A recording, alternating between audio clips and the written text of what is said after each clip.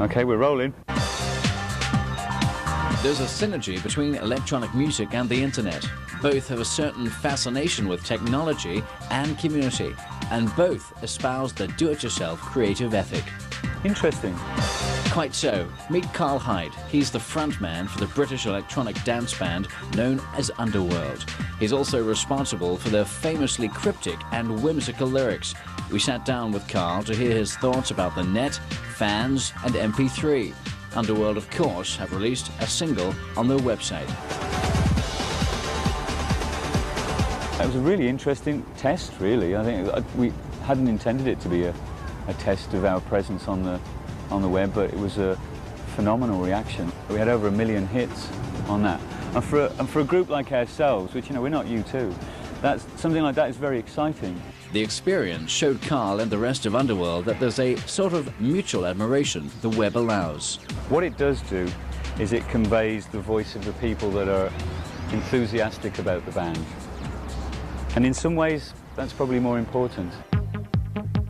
Underworld emerged from the rave scene, where collaboration is commonplace. They see the web that way as well. The Underworld website was started by a fan, then became their official home online. We've got a guy called Scott Warner who set up We've Got a Guy, you know, he's got himself. He was a very enthusiastic, more than fan that set up a website that we were delighted with. And eventually, after several years, we agreed with him that it should become the official site. And like most bands, Underworld are celebrated online through plenty of other fan websites, Dreamagoria, Jet Girls, and this site from Czechoslovakia being just a few. For Karl, it just feeds the enthusiasm. It's an accumulative thing, isn't it? As long as they're linking, that's something I find very exciting. If somebody starts to put up a website that is their enthusiastic response to something that they're into, who knows where they're going to be 5 years up the line, you know?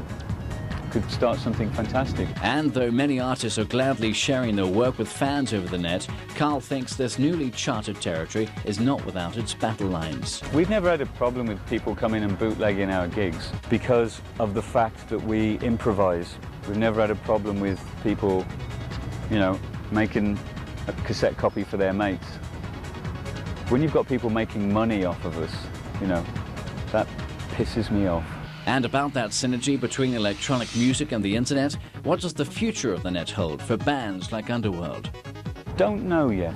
It looks intriguing. Looks more than intriguing. But what's important is that we start to make small things in the same way that we did with this band to start off with, selling records out the back of the car. For us, it's important to explore it on a low-key level.